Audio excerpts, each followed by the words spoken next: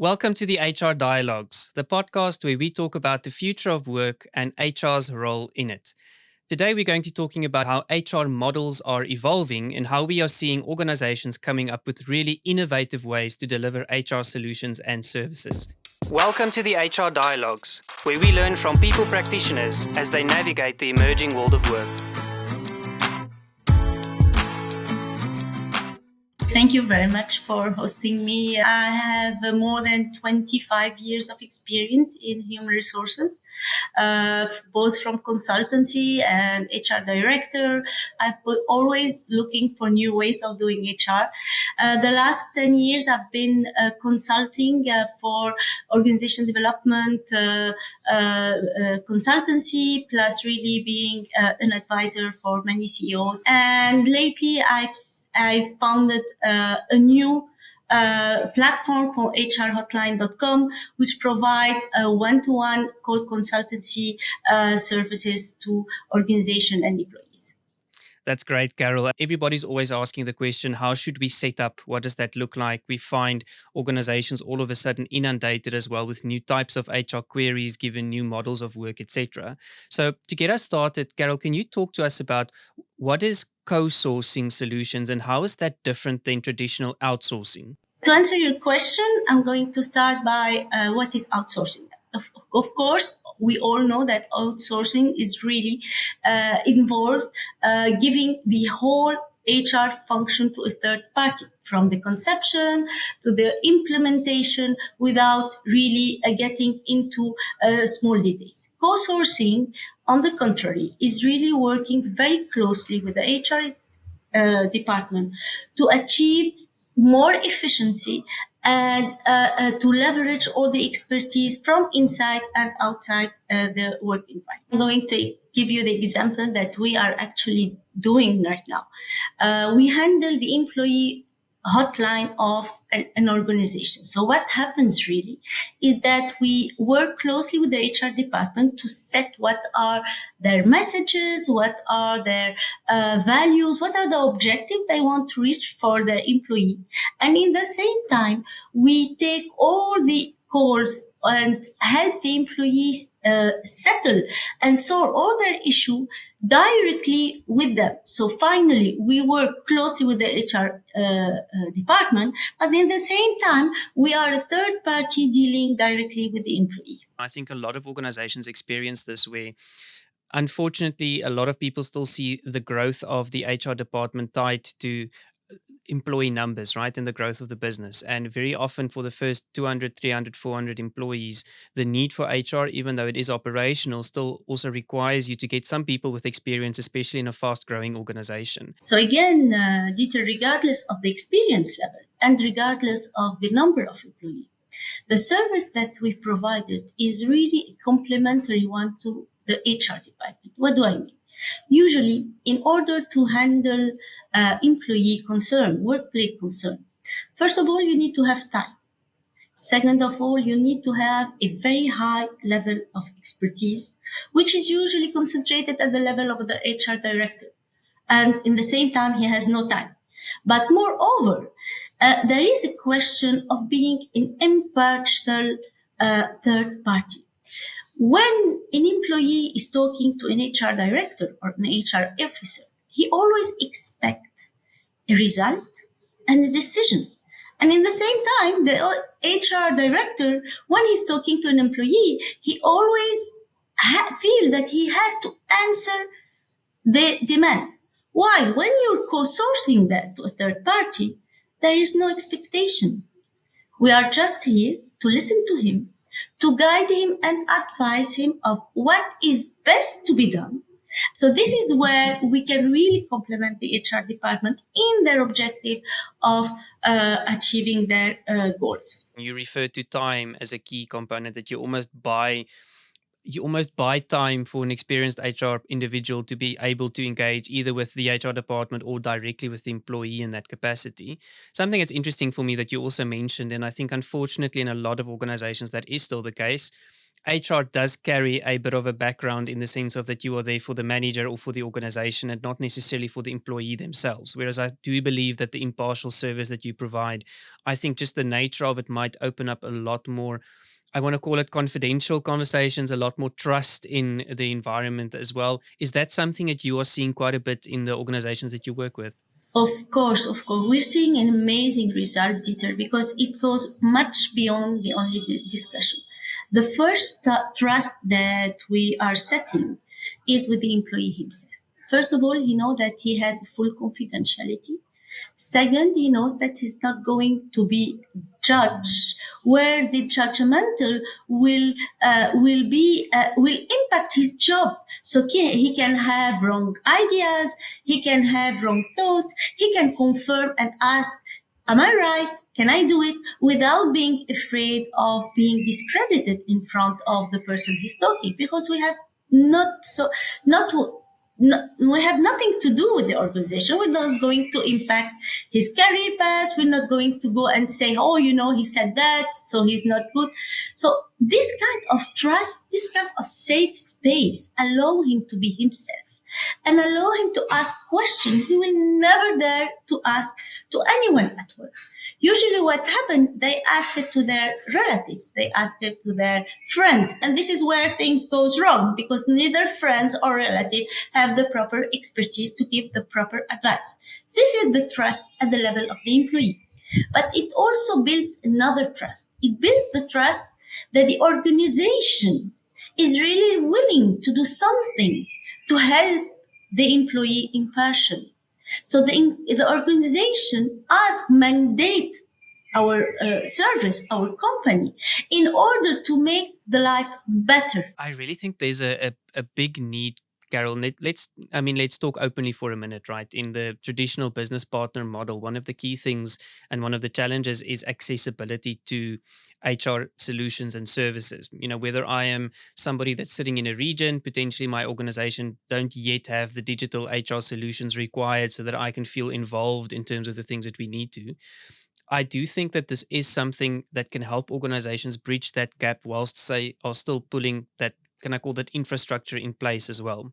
Something that you did mention, which I find is really interesting, and usually we talk about that whenever we have to report on things like well-being services or utilization or adoption of some of these solutions, etc. It does sound a bit as if the metrics that you utilize is slightly different because your angle is different. Your angle comes much more from the availability of service in the broader EVP value chain that we are putting down. This is something that the organization provides. It's an advisory type of service for employees, managers, anybody at all level to have access to good, informed, experienced HR advice.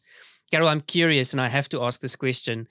What type of queries do you get? We have all kind of queries. You can't imagine what is the diversity of those queries. And that's why our advisors are really HR director, retired HR director, who are really have all the knowledge and the way to answer, because the way you're addressing the issue can also be very important.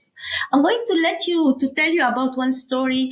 A few months ago, we got a job for a big organization where one of their tech talent called us, and he was really very upset. It was like a year in the company, being congratulated by all his managers, having 3 times increase during the year, and suddenly his performance appraisal came very much average. And he was so upset. He wanted to write to the director of his director. He wanted to quit. And then after listening to him, we came to the conclusion that, come on, we're going to call him John. Come on, John. You know what? You've been congratulated the whole year and you've been raised 3 times. But they had to give you a average performance appraisal. Do you know why? And he said, why? He said, if they had given you an above average, they would have increased you a 4th time. And this is completely out of scale. So they had to leverage you again to a scale in order just to keep you in the channel. And we advise him not to do anything, to just be quiet, to keep on doing his right job. And within a year, he became a manager and he was really congratulated. And imagine the impact of losing this talent for the company just because there was like a misunderstanding about the policies and procedure and all the internal kitchen of the HR and the what the perception that was given to this young talent. Mm.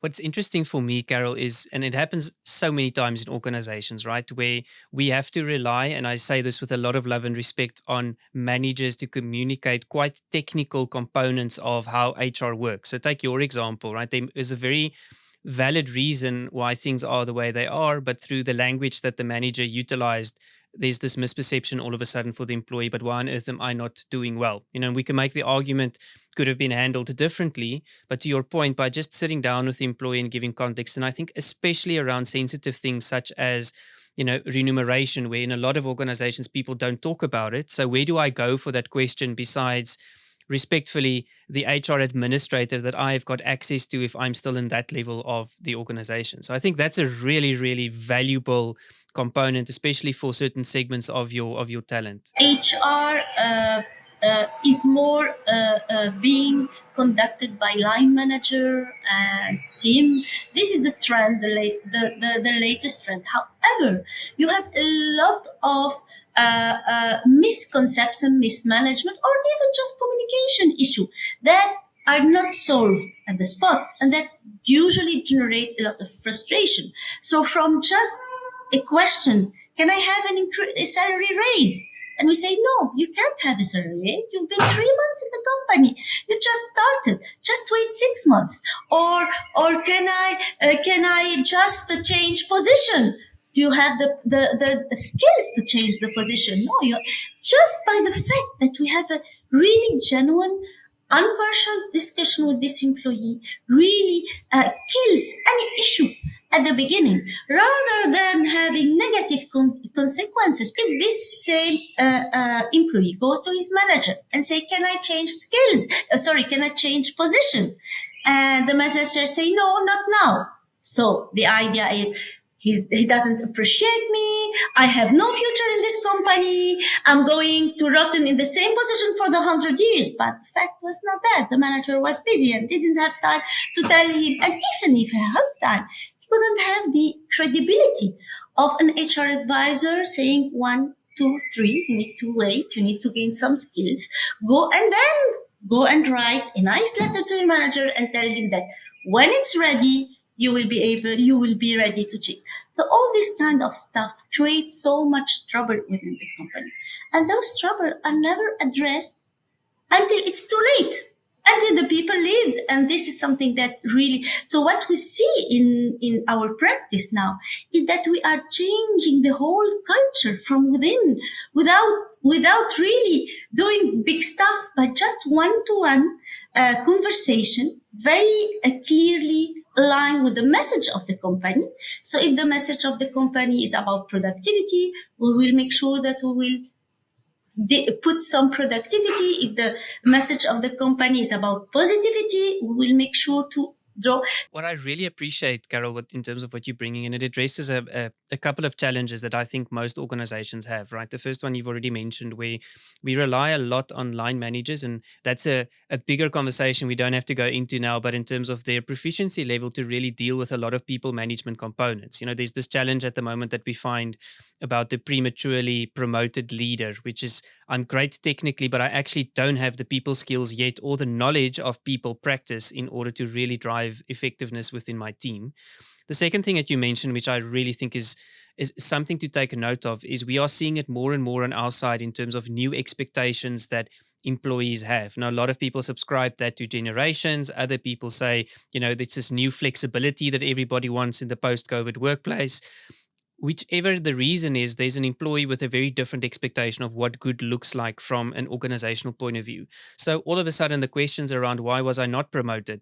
I think 20, 25, 30 years ago, people were very comfortable to understand that promotion was something that did not happen every single year, where all of a sudden some of the younger talent with the speed that the world is moving is saying, but people at other companies get promoted every 3, 4, 5 months. why not me? What am I doing wrong? What am I doing differently?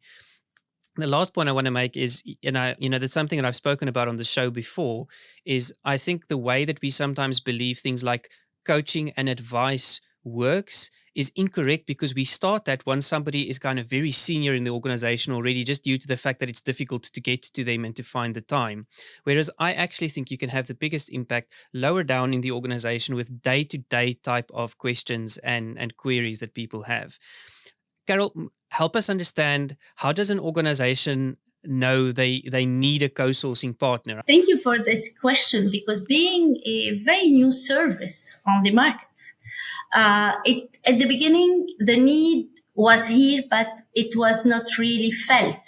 So the idea was, when a company feels that whatever they do, the workplace is still not enough engaged, or the retention, that losing really talent, or there is something that is hidden and not really, they're not being able to know what it is.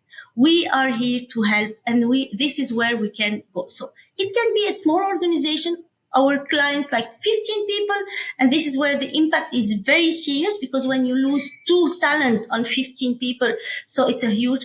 Or it could be 400 employees, where you have such workplace environment culture that is completely dragging back the productivity of the company. Now, very often in large company, they say we have in-house coaches, but in-house coach cannot be impartial. There's a very interesting study that's happening at Cambridge at the moment, where they talk about the fact, if I'm being coached by AI, do I want it to look like a human being, or do I want it to look like a robot? And some of their initial findings is, you actually want it to look like a robot, because it's not about imitating a human being. It's about a different channel of engagement and a different expectation out of that channel. I do think that there are certain things, and all HR professionals can identify with this in your personal life. If you introduce yourself and you say, I am Dieter, I work in HR, when you're at a social gathering, the eyes light up, and it's almost that people say, here is somebody I can speak to that's not in my organization. And you get the questions on, how do I work with my team? My manager and we're not getting along. What's something different that I can do? I'm struggling to really find the right people for my team. Am I doing something wrong in the interviewing process? Because our company, they don't teach me as a manager how to interview. There's so many human issues that just require a 10, 15, 20-minute conversation to actually make a significant impact in somebody's life as an employee, or as a manager, or as a leader in future as well. And I think it's really great that there's an opportunity for people to reach out with a very human-centric type of solution and a human-centered service. Carol, I can imagine it's not always smooth sailing. So, if we're going to promote the benefits, we also need to talk about what sometimes happens, or what are some of the pitfalls of a co-sourcing solution, or a solution of this nature, that organizations just need to watch out for, so that they can optimize and be successful. Exactly. One of the most important pitfalls that I think is about confidentiality and trust, because we are facing like a dichotomy between what the organization wants and what we can give. The organization wants data. We know that. And we have access to a big number of employees. We have access to a big number of issues. We have access to a lot of data. So the pitfall is to give the data that will jeopardize the confidentiality and the trust. And this is also when the human touch is here. So how can I mention a serious issue for an organization without jeopardizing the trust of the employee who gave me the info? So this is where is something very critical to really manage, is really data and info. The other thing is that one of the other pitfall that may happen is that the HR department is not consistent with the message that they want to send, or the result they want to have. So very often, for example, we may focus on positivity, on employee well-being, and then we discover that they wanted the productivity. But this, during our calls, we are very cautious to always bring back the employee to the organization benefits. So I think the pitfall is to really, first of all, another pitfall is not to trust the co-sourcing company. If the organization doesn't trust the co-sourcing partner, they will not be able to have the optimized result. You're touching on a very, very important challenge, Carol, which really for me is around trust in the workplace. A lot of organizations post the pandemic were in a really good position where employees said, oh, you looked after me so well during the pandemic. This is a great company to work for. Others didn't have that situation. And recently, with tough economic times, some tough economies, layoffs, those types of things working, I think the trust relationship has broken down quite significantly. And it is something, I always think about trust as a bank account. You do things that deposits trust capital in, and then sometimes things happen that pulls capital out, but you have to make sure that you stay in that positive side. On that note, Carol, I can imagine some HR professionals love you because they see the value that you add.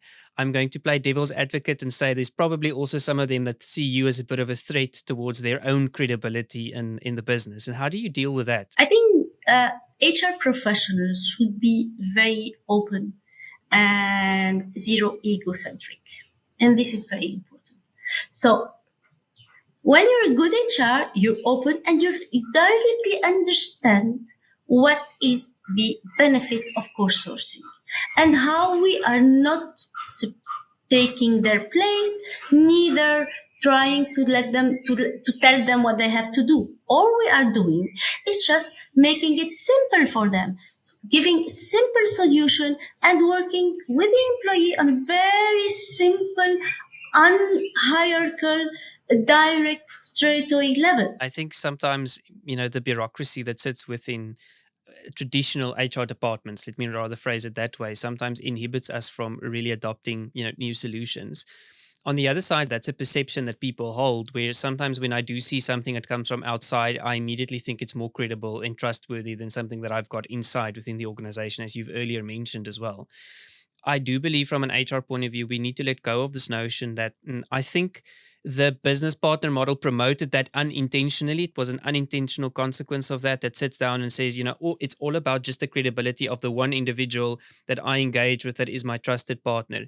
Yes, there's value in that, but that cannot be to the expense of that individual being big enough and saying, that's a really good question, but I need to pull in somebody else to guide us on what the best outcome is going to be. Doesn't make you less of a good professional HR practitioner. It just means that you kind of know when to pull in where. And you see that a lot in big organizations between when do COEs get pulled in, when don't they get pulled in, when do BPs kind of refuse access into their business for the fear of the fact that people will start bypassing them. Carol, how do you position the service to employees? Because I can imagine that there's a bit of education that also needs to happen around what is the HR hotline. What do you use it for? Usually what we do in an organization, buy packages, call packages from HR hotline, we promote that as a well-being tool and not as a real nagging or negative call conversation. So usually what we do, the organization promote it as a well-being tool, as an advice and guidance a moment for the employee. So the employee usually, when they book their call through our platform, they choose one of the topic, emotional intelligence, conflict resolution, compensation, all the usual HR topic. This will help our advisor to get ready for the call. And we always are in a point that how can we make your workplace better? How can we help you to feel better with your workplace? And this is where the conversation starts. And throughout the conversation, we have like a moment of listening, moment of working the solution all together and wrap up. So at the end of each conversation, the employee is set with a plan that will help him to improve himself, his work environment, rather than just waiting for others to take the action for him. So this is the way. So it's always from the employee well-being and engagement lens that we enter the organizations. That's great to understand that, because I think it is a good positioning also for people to understand, what this is and where it fits and how it can benefit them. I think something you've mentioned that also triggered just a thought on my side is I love the fact that you talk about an action orientated outcome. So really talking about the fact that it's not just advice for advice's sake, if I can call it that, but it's always advice that gives you something tangible to do within the realm and the scope of your own influence and control. You know what, Dieter, sometimes they book several courses per employee. So sometimes we give them an assignment. So, okay, tomorrow you're going to write an email to your manager and you're going to write one, two, three. And then they come on the next course, say, I did that. And what should I do next? And do you think I would be? So it's very nice because we follow up on them, with them, on what they're doing. And really, it's very nice. It gives an amazing results. Carol, as we start wrapping up, if I'm an HR professional, I'm listening to this show. How do I get started by considering an outsourcing solution? What is it that I do that helps me understand what that first step is going to be? Think engagement, think retention. With all the other employee satisfaction tools, the bias that are around it are so huge that by the time you take action, usually it's little bit, you know, time goes. We are a very ad hoc, on the spot solution for the engagement and the retention of the employees. So whenever in any company would like really to enhance very quickly their work environment, that's the time when they need to come to us to conduct HR hotline call. Carol, thank you so much for sharing a couple of things that stood out for me from our conversation today that I think is insightful for our listeners to also note. Is the first thing that there's a big difference between co-sourcing and outsourcing, and they both have their place in the HR world, but you need to be really certain about what it is that you are looking for. Second component, which I really enjoyed that you spoke about, is how do you build that triangle of trust between the co-sourcing partner, the employee, and then on the other side, HR and the co-sourcing partner, and HR and the employee. And I think it's valuable to also think about us contributing towards that trust relationship in a particular sense. Third piece that I'm taking away from today is around accessibility. I think the type of solution that you provide in the co-sourcing space does give accessibility to any employee, doesn't matter where they sit within the organization, to get well thought through professional experienced advice on what is it that I can do within my realm and within my scope of control in order to make my own work environment better, which then over time leads towards great impact in the organization. Carol, from my side, a very, very big thank you. Thank you so much for sharing the great work that you are doing at the HR hotline. If people are interested to get in touch with you, what's the best way for them to reach out to you? LinkedIn, or just by going to the platform, we have a contact number, so you can reach me through LinkedIn or at info@hrhotline.com. Perfect. Thanks so much, Carol. Have a great day. And to everybody listening, we will see you in our next episode.